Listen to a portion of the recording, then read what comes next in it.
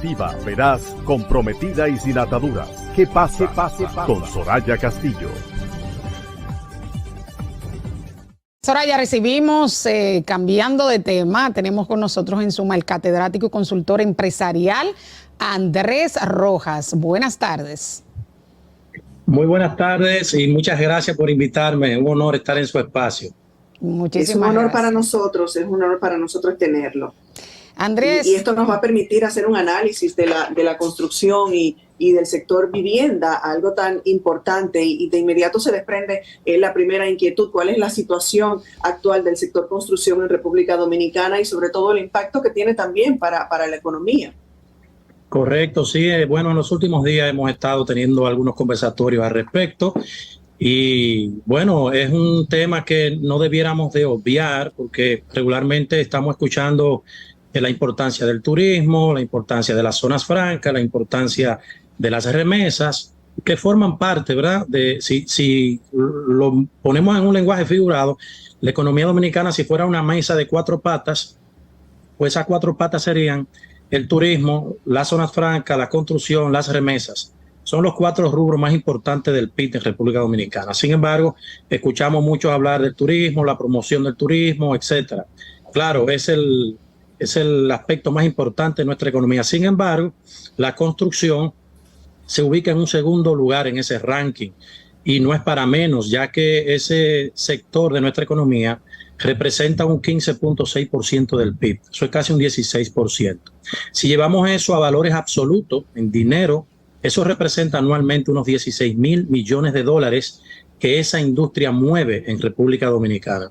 Si lo vemos en contexto, eso es mucho más que el Producto Interno Bruto de Jamaica, que son unos 14.000 millones de dólares. Es mucho más que el Producto Interno Bruto de Bahamas, que son unos 11.000 millones de dólares.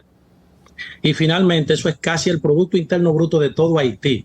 Claro, en Haití nunca hay datos que sean verificables, pero hasta el último informe en el 2021 fueron unos 20.000 millones de dólares. Es decir, que solo la industria de la construcción nuestra en República Dominicana representa un volumen de inversión, de dinero, muy importante. Y eso, en los últimos 5 años, solamente el sector empresarial privado del sector vivienda ha invertido más de 10.000 millones de dólares en desarrollo de proyectos habitacionales. Pero si vamos a verlo también en el impacto que eso tiene en mano de obra, en empleomanía, la industria de la construcción aporta más de 420.000 empleos a la economía dominicana. De modo que estamos hablando de un área que tiene un peso capital dentro de nuestro desarrollo económico y social. ¿Qué tanto esos empleos van a la mano de obra haitiana indocumentada y cómo impactaría si se cumplieran con las directrices del 80-20? O sea, si se cumple con la ley de migración, ¿cómo impactaría al bolsillo de los constructores? Porque me imagino que se paga muy por debajo a los indocumentados. ¿O eso se está regulando? ¿Eso está regulado? Esa es una gran pregunta y yo la compararía con el título de un gran documental que fue ganador de un Oscar del ex vicepresidente estadounidense Al Gore, que se llama Inconvenient Truth, o Una verdad inconveniente. Ese tema de mano de obra, de la nacionalización de la mano de obra en República Dominicana en la industria de la construcción, trae muchos conflictos porque hay en juego muchos intereses y precisamente es el tema salarial. Ya sabemos que la mano de obra tiene un impacto de costo directo en la producción de vivienda. Entonces, como ha habido una invasión, yo diría, masiva en ese sector, en esa industria, en los últimos 20, 25 años, ya no es 80-20, es 100% que la mano de obra del sector construcción está siendo ocupada por mano de obra extranjera, específicamente haitiana. Y escucho decir mucho comentaristas y personas que escriben en las redes, cualquiera ahora tiene la libertad de opinar sin datos, sin información, y bueno, todo el mundo tiene ese derecho, que es que los dominicanos no quieren trabajar, que no les interesa trabajar. No, yo creo que es un tema de dignidad, un tema de salarios dignos para que las personas que tienen las habilidades y las destrezas para ofrecer su servicio y su mano de obra en esa industria les sea atractivo. Prefieren emigrar e ir a hacer esos mismos trabajos a Puerto Rico, a Estados Unidos, a Europa, a Sudamérica, porque la paga es mejor. Es decir, que ahí ese es un tema del que pudiéramos hacer un programa completo, porque es que involucra muchos aspectos, hay muchos intereses de por medio. A eso mismo iba, señor Rojas. Aquí hay una complicidad entonces del Estado como ente regulador, porque se supone que tenemos una ley, que tenemos reglamento. Sin embargo, se protege a esos constructores, a esos empresarios de la construcción, les conviene, no vamos a generalizar, pero vamos a decir que a la mayoría o a una gran parte les conviene esa mano de obra porque es más barata, porque tal vez no pueden evadir temas de la ley laboral, de prestaciones laborales, de tal, de cual. Simplemente despiden un empleado extranjero indocumentado y ahí se liberaron de muchas otras cosas. Pero hay una complicidad del Estado que permite y que sabe quiénes son las compañías constructoras, quiénes son los que le están dando trabajo a esa mano de obra ilegal o indocumentada. Eso es correcto, totalmente de acuerdo contigo, Soraya. Y bueno, como decía, ya ahí hay un tema de intereses, del lobismo, del empresariado, un tema político, tiene muchas aristas, pero realmente que sí, tiene un impacto inclusive en uno de los índices que vamos a ver más adelante, que es en lo que se le llama el índice directo de costos en la construcción de vivienda, y la mano de obra tiene un impacto directo en eso. Hay un déficit de vivienda para los dominicanos, hay un número establecido, registrado, porque sabemos que para el dominicano, no cualquier dominicano tiene la dicha de poder adquirir su vivienda, sobre todo la gente joven, la gente que se casa, termina alquilado y pagando alquiler tal vez por toda su vida, en lugar de poder contar con su techo propio. Tremenda pregunta. Fíjate, decía en días pasados en otro medio que cuando vamos al centro de la ciudad de Santo Domingo y nos subimos a visitar a alguien y vamos a una torre de esta que tiene un skyline allá arriba y te sientas ahí en una terraza y miras alrededor del centro de Santo Domingo, crees que estás en una ciudad como Miami, que estás en una ciudad como Atlanta, Chicago, las torres, los edificios, y eso crea la percepción de que hay un superávit de vivienda en República Dominicana, que sí es cierto, pero en ese segmento de clase alta y clase media alta y alta. En ese segmento socioeconómico te puedes encontrar con unidades habitacionales que rondan los 10 millones de dólares y 15 millones de dólares, un penthouse. Tú dices, esto no es propio de un país todavía con necesidades básicas a nivel social y sobre todo en el tema vivienda. Entonces, sí tenemos un problema de vivienda de interés social o viviendas de bajo costo, que son aquellas que están orientadas para esas familias de ingresos bajos, de esas familias de clase de extracto social bajo. Y hasta el 2020, el dato que hay registrado en la Oficina Nacional de Estadística es que teníamos un déficit de 2 millones de viviendas. Sin embargo, lo grave de eso es que el déficit crece entre un 2.5 a 3% anual. Esos son entre 50 a 60 mil unidades que se acumulan cada año de necesidad de vivienda. Como tú decías, jóvenes profesionales nuevos que van a formar familia, que trabajan, que ya quieren independizarse de sus padres, sacar su primera vivienda, etcétera. ¿Qué impacto tendría en eso la liberación del encaje legal para préstamos hipotecarios del Banco Central? ¿Tendría algún impacto directo? Porque es para viviendas de bajo costo. Usted acaba de dar en el clavo para completar la exposición de esa pregunta, fíjese. Es que esto es un equipo de nivel. ¿Usted cree que usted llegó como un señor que yo conozco que dice, ¿usted cree que nosotros somos poca? Esto es muy cómodo cuando uno es entrevistado por grandes profesionales y gente que tiene el concepto y el dominio de las cosas y que ayudan al entrevistado a que se le haga más fácil exponer el tema. Bueno, yendo a la pregunta, fíjate, la política de liberación de encaje legal ya había ocurrido aquí en Dominicana entre los años 2013-2014, después en el primer gobierno del presidente Danilo Medina. Recuerdo que eso generó una dinámica muy interesante en el sector, en la producción de viviendas y dinamizó la economía, porque como dije, la construcción tiene un impacto horizontal en nuestra economía. Pero, ¿qué pasa? Vamos a hacer un ejercicio simple. La liberación de esos fondos del encaje legal son 31 mil millones de pesos. el 80% va a ir dirigido a adquirientes, a potenciales compradores de viviendas, y el 20% a constructores, desarrolladores de proyectos. Y la tasa serán a un 9% fija hasta 5 años. Pero vamos a hacer un ejercicio. Que resulta que la clasificación de vivienda de bajo costo en República Dominicana, hasta noviembre del año 2021, una vivienda de bajo costo tenía un valor de 4.5 millones de pesos. Que resulta que eso traducido a la tasa del dólar de hoy son $80,000 que costaría esa vivienda económica.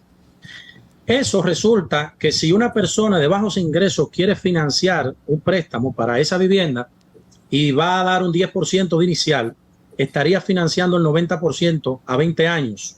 Si solamente prorrateamos el capital sin intereses a 20 años, esa familia tendría que pagar por concepto de cuota $300 mensuales. Pero ¿qué pasa? Las familias de bajos ingresos en República Dominicana, que están entre el quintil 1 y el quintil 3, ganan entre 11.900 pesos y 17.500. Eso es aproximadamente $300 mensuales. Que de hecho, según el último informe de un sitio, la Internet, que recopila estadísticas mundiales, República Dominicana tiene el tercer salario más bajo de la región de América Latina y el Caribe, que son $210 promedio mensual. Entonces, figúrese usted una familia de bajos ingresos que adquiera un préstamo a 20 años, solamente de capital va a pagar $300 mensuales en la cuota, pero ellos no ganan $300 mensuales. ¿Cómo pueden acceder a ese préstamo para adquirir la vivienda de su sueño? Es decir, que todavía estamos fuera de la línea de posibilidades para las familias de bajos ingresos poder acceder a una vivienda digna. El Estado tiene que seguir incentivando nuevas medidas, tanto financieras como esta que acaba de promulgar el Banco Central, con la liberación de esos fondos de encaje legal, pero igualmente hay que ir directo a atacar industrias como la del cemento y la del acero, que son dos de las industrias que tienen mayor impacto en el comportamiento del sector vivienda. ¿Por qué? Porque esos dos rubros representan entre el 60 y el 65% del presupuesto de construir una vivienda, la varilla y el cemento, como decimos popularmente.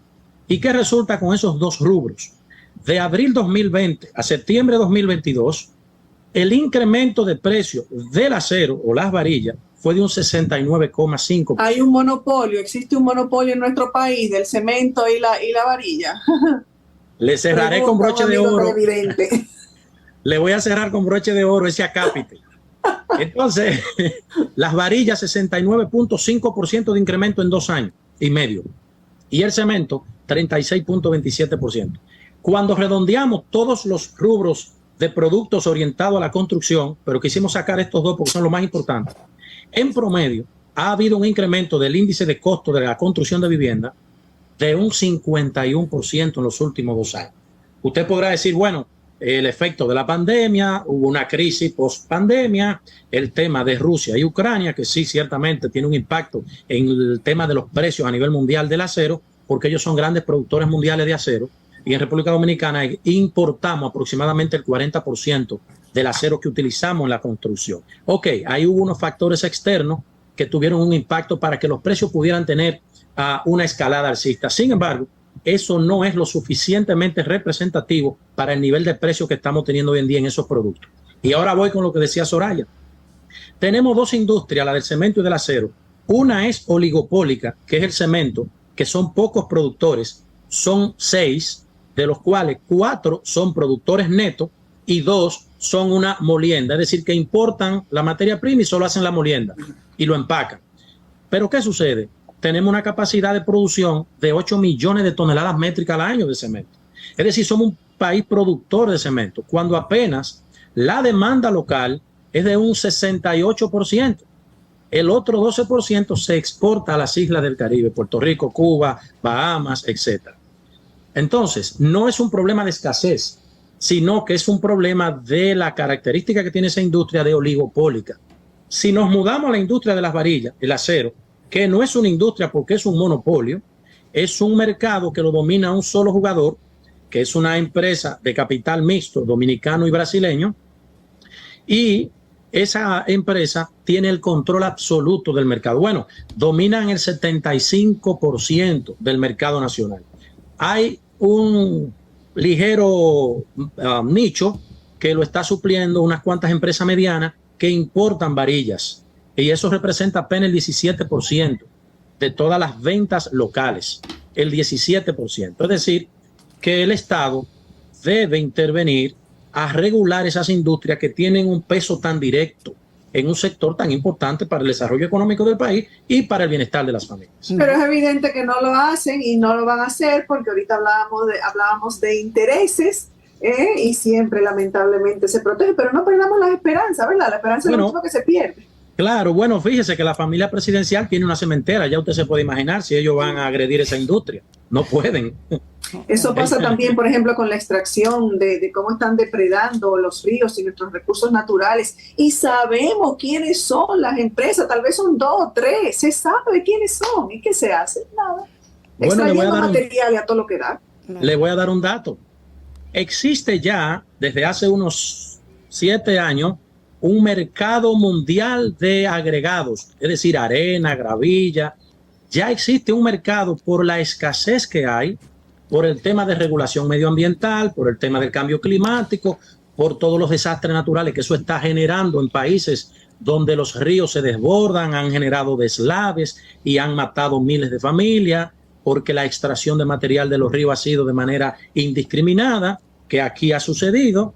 Entonces, estamos llegando a un punto en que en los próximos 10 años tendremos que quizás importar agregados para la construcción, le hace arena, gravilla y ese tipo de cosas. Es tanto así de esos intereses que usted se refiere que mire lo que nos costó. Perdimos una persona tan valiosa a causa de un conflicto en el Ministerio de Medio Ambiente que todos sabemos de qué se trata, tristemente, lamentablemente. Una desgracia, todo bueno, por Andrés, intereses económicos, exactamente. Te vamos a invitar en otra ocasión porque ya lamentablemente se nos ha ido. Ya bien dijo él que necesitaba mucho tiempo para desarrollar este tema.